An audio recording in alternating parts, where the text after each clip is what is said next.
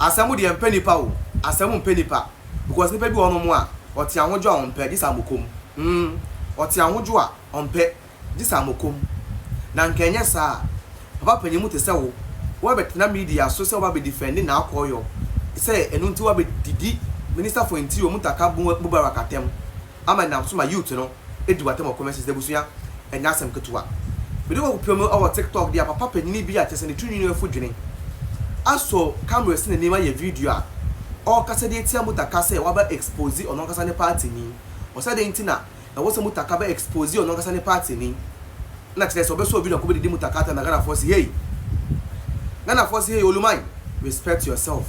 And the abebusuya ya say inso buwa ya buwa nkase pampa me and the omata TB the maba pay oma commanding that channel left right center front and back na me some share video ni me ria wa papa no eh na Ghana youth no ya sa obey the one na ope yes one na ope because se wo bu hu na otra ba bia nkasa asem ye den emba abusuya ha ya Ghana Asem TV e dia am just one promise medical ma ko share video papa no any nsem ode tudwa na ewia comment ankofo atro no me no mienu nyina be share yenko tie nsem apane de kan be tudwa ne ba na ewia na be kan comment no e de akira wo ha ya Ghana Asem TV message so be like na wa share na we so akira wa do comment section ni mu we so a follow me on Facebook e wo Promise the Blogger follow me so e wo TikTok Promise the Blogger na fe yin so no wa ye bibia kama e de ama yenko tie nsem a omode tudwa no embra. Honorable Muntaka Mohammed, to be frank and sincere, I am ashamed of you. Because Asem you see a uti meka gidi because we have press conference. Election violence from 2020-2024. 2020 ye hu Tachiman South. Nipa be ya wotwa ye bom tu broad daylight. Tell me ye kontranti ye bom tu broad daylight. Dem you pano what dey we no mo hifa. That's number 1. Number 2, ododio that time na ni la ntiva na boy ono ye MP. Ye hu de nyipa wu ho ni la ntena no dem o sa akromfo tu shadado ma nyipa wu ho dam report nso ekosi de. Number 3, abrekuma young man bia na wawar foforo wawar na yere foforo ani kwa me wo me wo ya wedding grand cherry onu so okunu ya no so no report wa hifa. Number 4, young man be a teacher teacher training college wa makwa or pefi on so okuni ya on so no report we na wutim ne kana na Koryor na Asem na wuti kankan na Asem o kan no bo no chere wo pede wo chere na Koryor otwa akohwe na so Asem o kan no ya ne kware because ye hu report live report on report card ye bomutu na onyipa wa bonutu mo da wo ni na ye hu nessa one kasa wuti mekana we ya demand na opere wachade is somebody blackmailing Naa Koryor also team, I want you to come out. Are you being blackmailed? Are you being threatened? Have you been offered something huge that you value more than your being an MP? Come out and set the record straight. We want to know. Because the NDC Mwankasa Moye demanding Modia Mwankasa Mokrofa. Then what was the motive behind that press conference? I'm looking for an answer. Thank you. In some way, our panel then edit to and now copy more comment section in one. J. Kon or say, if you have any evidence, please just mention their names. Wafuno sell fruits. Hey! Or say our evidence be a mubo muding. Na funo sell fruits. And the great Omega say, Penny Kwasia. Bro. Don't call Kabina Prosper say, you go explain tire, no evidence. You go explain tire, no evidence. Kofi say, I think Satan himself is afraid of this National Demonic Congress Party. Hey, bro, mo kansemu.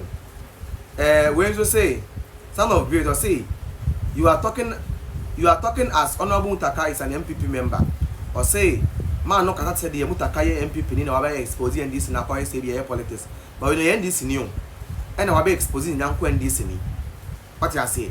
But NDC ni, and wabe exposing nyanko NDC ni. Ntenye say bia MPP ni bi na ayden abe expose no akase bi e politics na ya no bi otwa ntro what the person is saying no no crave because ono kasa ni party ni won't me twa ntro yeden en fa ntro ne so enti de okan no so yeden e ka de akire Ghana for and when twa ntro no kure no na okan ye mo end is for mo mpe no kure.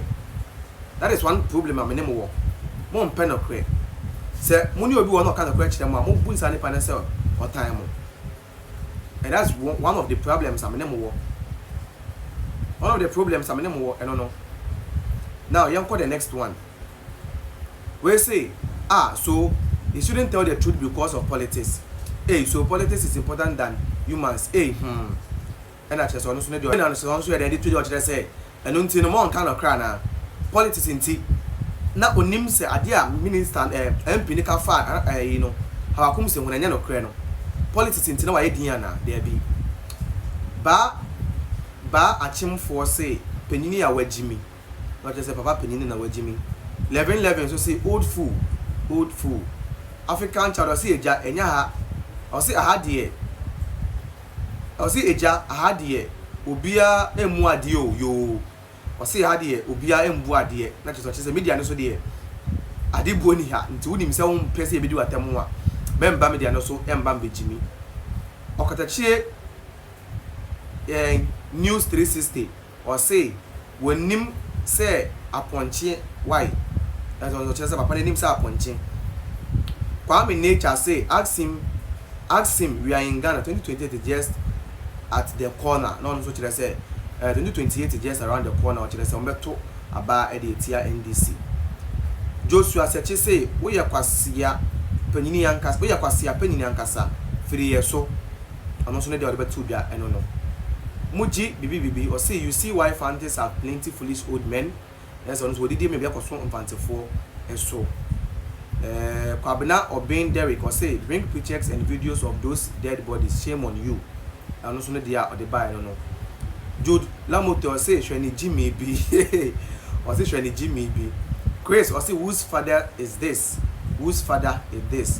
or this year about say gentleman do you have evidence with her report stop it chief that is also no dia or the by next ebusuya who go pay mu e o media no so dia this old man ehun action that is a Ghana for you to know akeka o madwen mabobo madwen e dia ma ne say ombu ne ho asa no old man no ombu ne ho make it so eti that is ensem a omode atudwa afa eye ensem papa yi betudwa o media no so na chese ebusuya me de wo kwa ya yekokwohwe ana yekokoti e de ba ye mami hu nso adwen kire e comment section ne mu ensem na papa ne betudwa no sai na nso hu no sai na hu ne fa den na nso wo ka e de fa ho mami hu nso adwen kire e wo comment section ne mu na bibia nso enye kama na enye kama nso e wo maka kire say ha ye Ghana Asem TV enti se wo ba na wo be subscribe to channel no e di amami se ne be ya onwa bi ya me posti ono nso wo fie no obenye bi ara den etimi ahwe we nso a kire wadwen wo comment section ne mu na bibia nso enye kama nso e wo ha ye Ghana Asem TV meeting